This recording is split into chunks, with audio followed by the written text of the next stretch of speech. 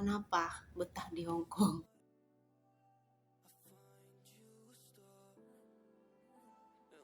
Nah, teman-teman, aku tuh mau bertanya sama teman aku yang ada di sini. Salah satunya Mbak Yanti. Itu beliau tuh kan udah lama di Hong Kong. Aku pengen nanya beliau itu kenapa betah di Hong Kong dan ada apa, alasannya apa, kenapa betahnya di Hong Kong gitu ya teman-teman. Nah, mari kita sama-sama menyimak apa alasan beliau ada di Hong Kong, kenapa betah di Hong Kong gitu. Oke, stay tune ya guys. Teman-teman, di sini ada Mbak Yanti. Nah, yang sesuai yang aku bilang tadi itu kan aku pengen bicara sama sebagian teman aku yang ada di Hong Kong. Nah, salah satunya beliau Mbak Yanti. Nanti untuk kita tanya-tanya aja dulu ya, apa sebenarnya kenapa beliau itu betah di Hong Kong. Semua orang kan pasti pengen pulang ke rumah ataupun ke Indonesia berkumpul bersama keluarga, tapi kenapa beliau betah di Hong Kong ini gitu, apa sih yang mau apa sih yang membuat dia tuh betah di sini gitu. Jadi teman-teman, mari kita simak bersama kita apa jawaban dari beliau. Mbak Yanti, sampean kan Mbak Yanti. Nah, sampean di sini tuh di Hong Kong berapa lama sih, Mbak? Aku udah 7 tahun, mau jalan 8 tahun. Dan apa sih susah senangnya kerja di Hong Kong ini? Kalau aku jujur orangnya tuh gak bisa kedinginan ya. Susahnya itu kalau pas musim dingin tiba gitu. Itu yang pertama. Dan yang kedua apa ya? Susahnya itu ya namanya kita ikut orang ya, tahu sendirilah, nggak bebas ya. Sebebas-bebasnya kita ikut orang, karena nggak semua majikan itu baik, ya nggak semua majikan itu apa ya, kalau orang istilahnya bilang di negeri orang ini nggak seindah foto profil seperti itu ya. Jadi ya seperti itu kan, kalau kita di rumah misalkan badan capek atau ada sakit-sakit sedikit gitu bisa istirahat, cuman kalau di sini kan nggak enak, kalau majikannya nggak pengertian juga kan kita nggak disuruh istirahat. Jadi ya seperti itulah susahnya. Masih enak kan kalau di rumah sendiri, itu susahnya. Kalau senengnya yang jelas ya setiap bulan sekali dapat duit, dapat gaji, walaupun nunggunya 1 bulan sekali, nanti duitnya nggak nyampe 1 bulan habisnya, paling 1 jam, bahkan nggak nyampe 1 jam habis. Itu ya Mbak yang gitu. ini Seneng gitu. Terus kita apa ya, karena di sini kan kalau di Hong Kong ini kan minggunya kan libur, jadi seneng gitu, seneng bisa main sana sini, bisa ketemu temen, bisa jalan-jalan gitu. Mbak, satu dua kata untuk saya mau tanya lagi, 1-2 pertanyaan lagi yang saya mau tanya. Mbak, sampean ini rencananya kapan sih Mbak mau balik? Sebenarnya pengen sih balik, rencana mau balik itu juga udah ada, cuman kadang apa ya, nanti mikir kalau udah nyampe di rumah itu mau usaha apa gitu. Apalagi kalau yang udah lama-lama di sini tuh nanti mikirnya, nanti kalau pulang kira-kira bisa nggak ya dapat penghasilan yang sama dengan waktu kerja di Hong Kong. Seperti itu. Jadi udah pengen balik sih. Asal kalau ada pasif income pasti pengen cepet pulang. Iya, emang semua kita tuh pengen balik ya Mbak ya. Cuman ya kan apa tuh mungkin ada tanggung jawab yang perlu kita selesaikan dulu gitu. Apa Mbak, kan ini nih banyak anak-anak nih yang mau pada datang ke Hong Kong gitu, katanya kadang kan dengar-dengar tuh dari teman-teman yang lama di sini gitu, dikasih cerita enak loh di sini, enak loh di Hong Kong begini-begini. Itu menurut sampean benar enakkah Hong Kong seenak apa seindah atau secerita itu gitu loh, yang saya pengen nanyakan biar teman-teman juga yang mau datang ke sini itu ataupun teman-teman yang mau lihat video ini bisa ambil menyimbangkan lah cerita real dan tidak realnya gitu. Ada nggak Mbak? Jadi gini loh, pesan buat teman-teman yang pengen masuk ke Hong Kong itu, yang satu itu pelajari dulu bahasa. Itu sangat-sangat penting ya. Pokoknya kita harus menguasai bahasa, karena apa? Bukan saya ngajari yang nggak baik. Kalau kita paham bahasa, kita menguasai bahasa. Kalau bahasa Kantonis nggak bisa, setidaknya bahasa Inggris lah bisa. Jadi nggak ada miskomunikasi nanti sama majikan. Kalau misalkan nggak pas dengan apa yang ada di kontrak kita, kita bisa ngomong ini nggak pas dengan kontrak saya, dengan kontraknya. Jadi intinya satu itu tadi, pokoknya penguasaan bahasa itu harus pertama.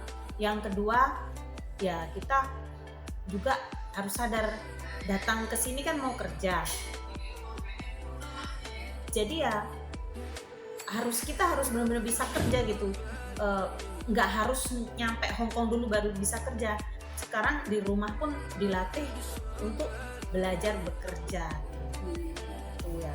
Berarti kemandirian itu harus ada ya Mbak ya, atau kayak kita harus berarti kan kita kerja di Hong Kong itu, ataupun teman-teman semua pada ngerasain oh iya di Hong Kong itu enak loh, bangunnya jam segini loh, begini gitu, biasanya kan begitu. Apa kerja di Indonesia dengan di Hong Kong itu sama kah? Gimana ya di Hong Kong, karena gini loh, nggak semua, memang ada majikan yang baik, tapi ada juga yang maaf tanda kutip kurang baik, bukan nggak baik. Dan saya rasa itu di Indonesia juga seperti itu, majikan itu ada yang baik, ada yang nggak baik. Jadi tergantung kita menyikapinya. Terus kalau memang nggak baik, kalau kita bisa ngomong kan lebih enak lagi gitu. Jadi intinya dimanapun kita kerja, ya itu balik lagi ke diri kita sih.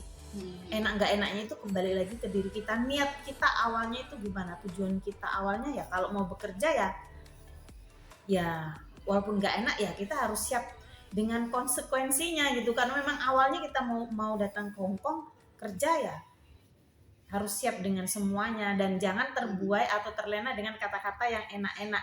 Ya mungkin, ya bukan mungkin, ya memang ada yang enak, dapat majikan yang enak, tapi ada juga dapat majikan yang aduh nggak bisa. Kadang kalau diceritain tuh kadang ini juga sih ya, yang istirahatnya sampai jam 12 malam, kadang lebih, kadang nggak dapat makan. Nah seperti itu kalau kita misalkan menguasai bahasa, kita nggak dapat jatah makan kita bisa ngomong, kita bisa komplain nggak sesuai dengan ini. Jadi kalau kita mau putuskan hubungan kerja pun kita ada alasan, ada reason gitu.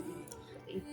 Nah Mbak, aku mau nanya ini lagi, di sini itu gampang, mana gampangan sekarang apa gampangan yang dulu Mbak? Maksudnya menurut yang saya dengar kan dalam tahun-tahun yang sebelum ini kan, 7 tahun yang lalu, 10 tahun yang lalu, peraturannya itu lebih ketat tahun sebelumnya, atau memang lebih ketat tahun ini Mbak? Yang saya tanyakan itu tentang agensinya lah, tentang inilah gitu. Dulu sampean potongan gajinya berapa Mbak, dan sekarang kan potongannya lebih ringan ya Mbak. Menurut sampean enakan yang mana gitu, tahun kita dulu, zaman dulu, apa tahun yang sekarang gitu?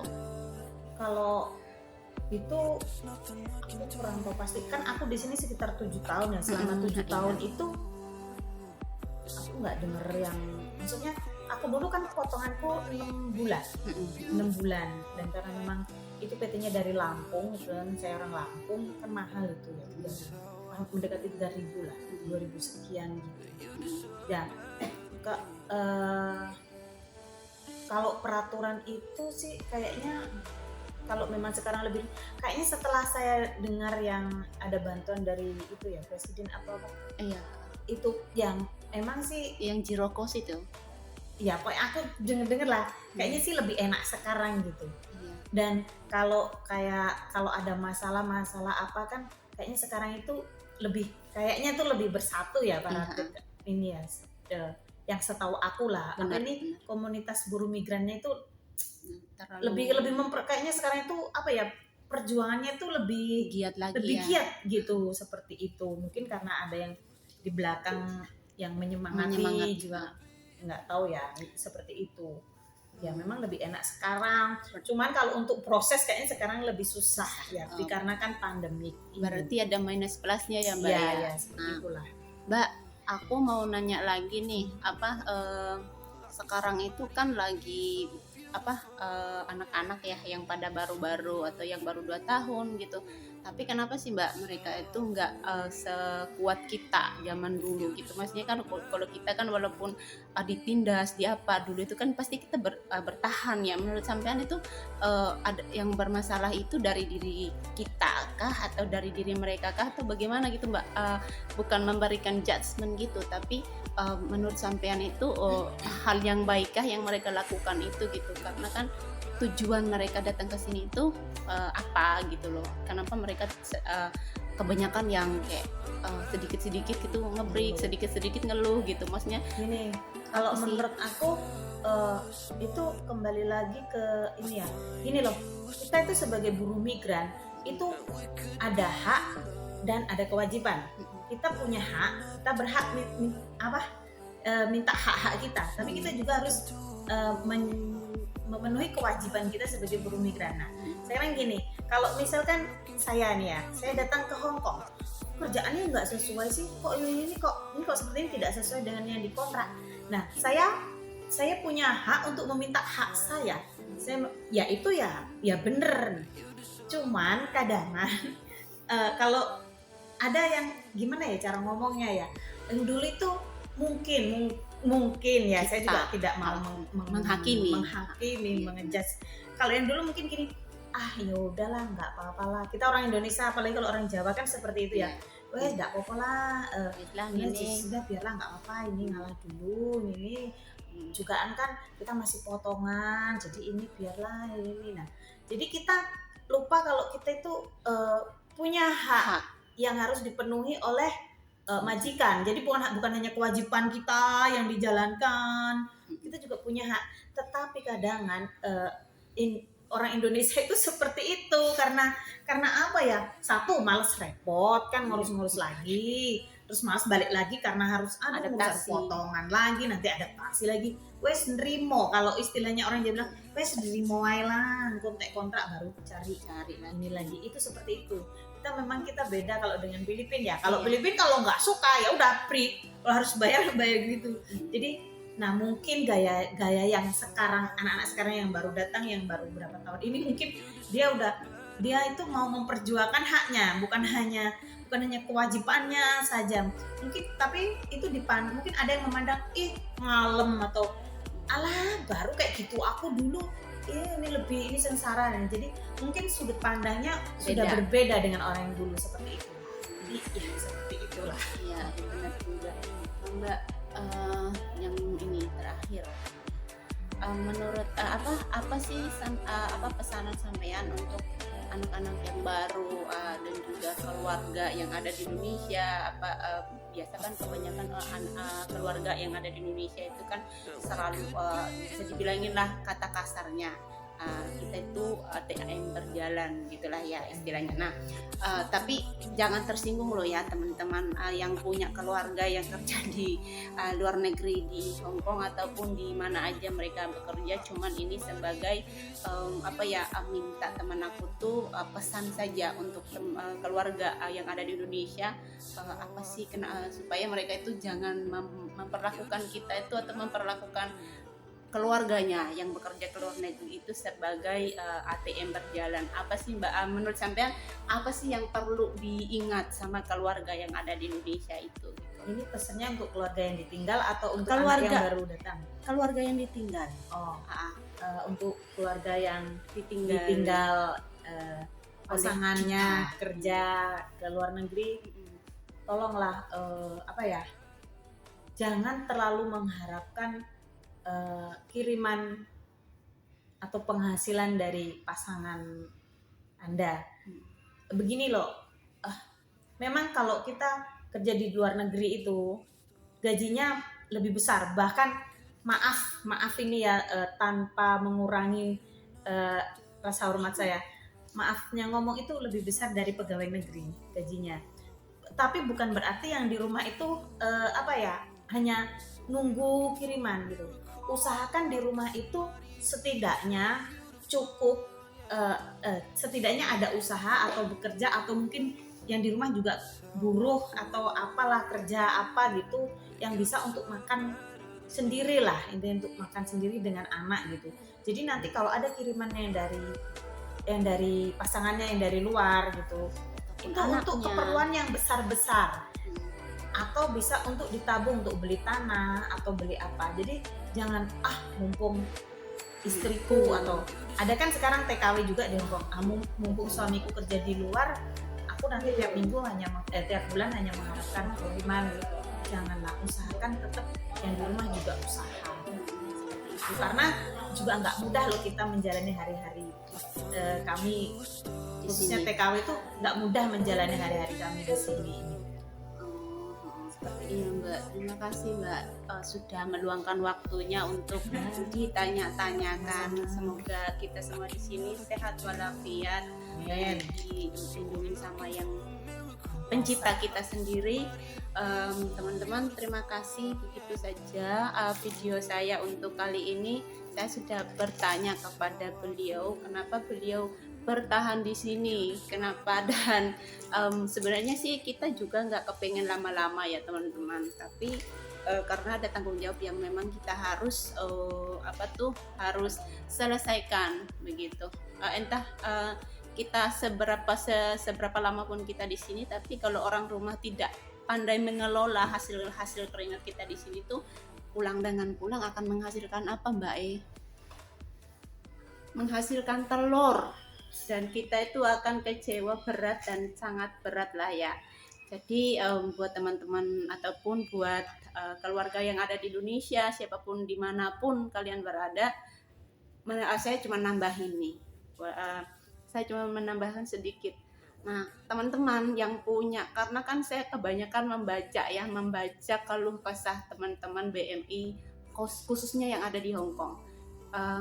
Mereka semua itu pada mengeluh bahwa keluarga mereka itu menghabiskan tabungan yang ada di tabungan mereka, ataupun dikirimin uang langsung ludes gitu loh. Jadi pas mereka pulang itu duit yang ada di tabungan itu tinggal 3 juta, 1 juta gitu. Entah pada kemana itu duit, saya pun tidak tahu. Tapi dengan cerita teman saya ini, semoga diambil hikmahnya ya teman-teman, saudara-saudara semua yang nonton video ini. Ya cuman begitulah, kalau kita mau cerita panjang lebar mungkin gak akan ada habisnya gitu. Cuman saya bertanya, kebetulan beliau lagi tidak sibuk, jadi saya bertanya kepada beliau hari ini. Nah, terima kasih ya teman-teman sudah mengikuti video saya. Semoga secuil cerita dari teman saya ini bisa memberikan kalian bayangan-bayangan bagaimana kami di sini di Hongkong, ataupun bagaimana kami yang ada di luar negeri ini, agar kalian juga yang punya saudara, punya saudari yang ada di luar negeri tidak menyia-nyiakan hasil kerja mereka, ataupun tidak berpikir bahwa kami ini hanya ATM berjalan gitu. Tapi bagi keluarga yang memang sudah membuktikan kebaikan ataupun sudah membuktikan hasil jerih payah keluarga kalian yang yang merantau di luar negeri itu, saya acungin jempol deh. Tapi yang belum ini, berubahlah cara pola pikir kalian gitu. Terima kasih ya teman-teman sudah mengikuti video saya. Mohon maaf bila ada kata yang kurang mengenakan yang menurut kalian, tetapi inilah kenyataan yang kami jalanin di sini gitu. Terima kasih ya Kak. Iya, sama-sama. Jangan lupa ya teman-teman like, comment, dan subscribe. Terus kalau ada kritikan juga ataupun semangat yang kalian pengen tulis aja di komen. Nanti aku akan ini lagi gitu. Aku akan memperbaiki lagi. Sekali lagi saya minta maaf bila ada kata-kata yang salah dari teman saya maupun saya pribadi. Bye.